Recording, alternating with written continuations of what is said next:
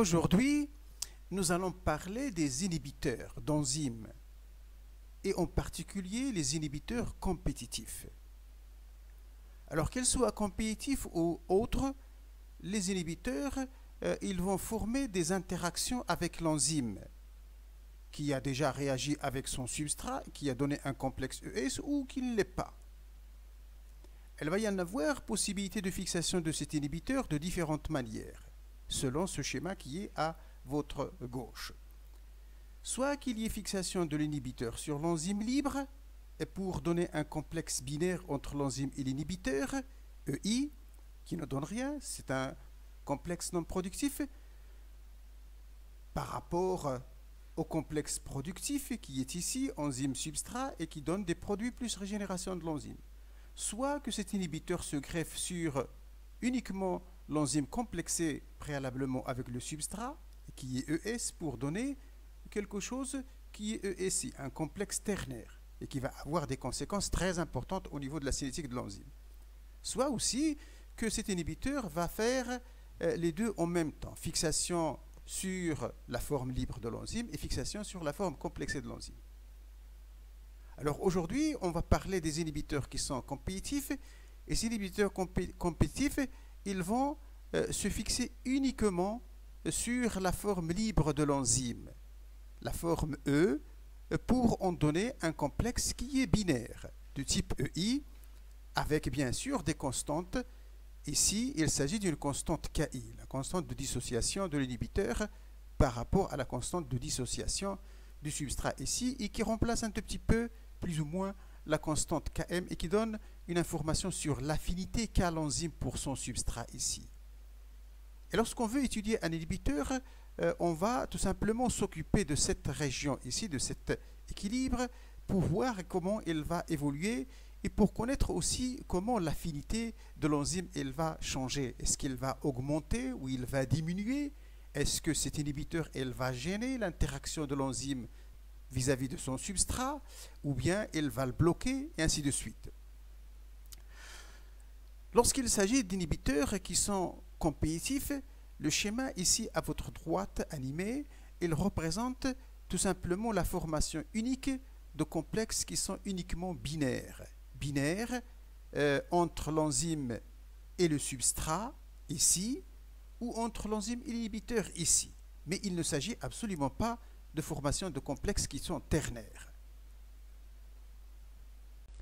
Avant de détailler l'inhibiteur qui est compétitif, qui est caractérisé par la fixation de l'inhibiteur sur l'enzyme libre uniquement, et pas du tout sur l'enzyme complexée avec le substrat, comme il le montre le schéma ici, il faut comparer cette situation avec une autre situation qui est un peu différente ou inverse, où l'inhibiteur ne peut se greffer sur l'enzyme que lorsque celle-ci est sous forme complexée avec le substrat. Ici, formation d'un complexe ES, et puis après vient la formation d'un complexe ternaire avec l'addition de l'inhibiteur, qui est ici incompétitif. Vous voyez, et ça forme un complexe qui est ternaire ESI. Ça a des répercussions beaucoup sur la cinétique, nous allons en parler.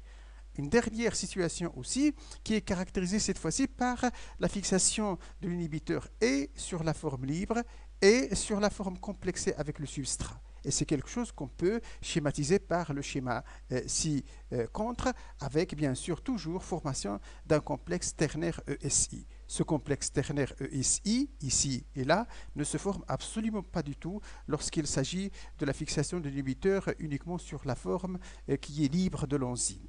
Et ça aussi, ça a des interactions, ça a des répercussions sur la cinétique de l'enzyme, sur Km et Vmax.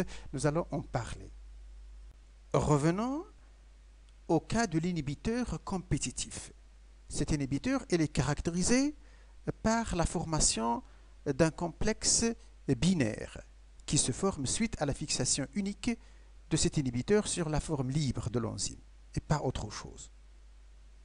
À côté, il y a le complexe productif qui donne des produits plus régénération de l'enzyme.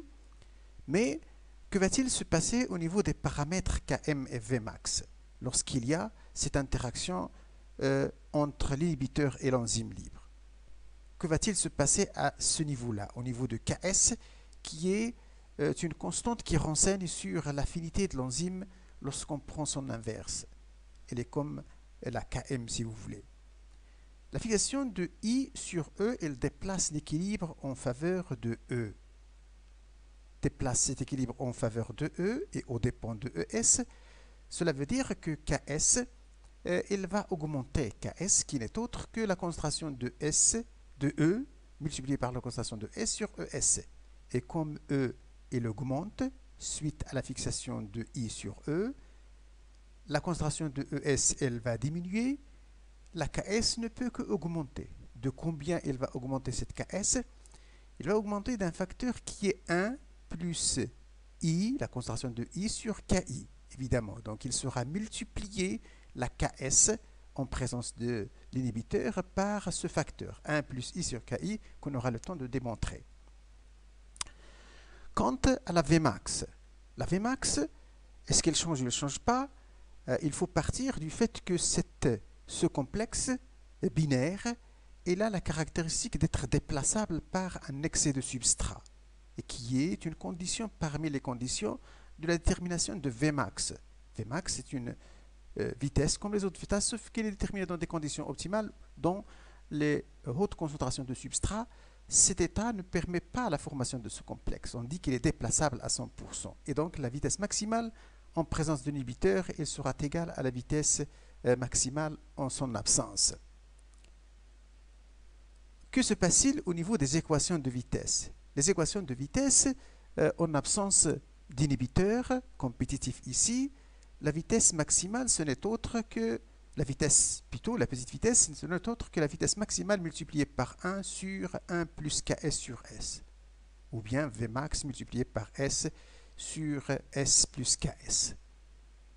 Lorsqu'il s'agit d'un inhibiteur, en présence d'un inhibiteur qui est compétitif, cette vitesse initiale en présence d'inhibiteur, elle va être égale à la vitesse maximale multipliée par 1 sur 1 plus Ks sur S, mais dont il faut multiplier la Ks par 1 plus I sur Ki, parce que nous sommes en présence d'un inhibiteur qui est compétitif. La Ks, elle va augmenter, ça veut dire que l'affinité qui est 1 sur Ks, elle va, si vous voulez, diminuer l'affinité, elle va diminuer de l'enzyme pour son substrat, et on dit que l'inhibiteur, elle va gêner l'interaction de l'enzyme vis-à-vis de son substrat, mais la vitesse maximale, elle reste la même de toute façon.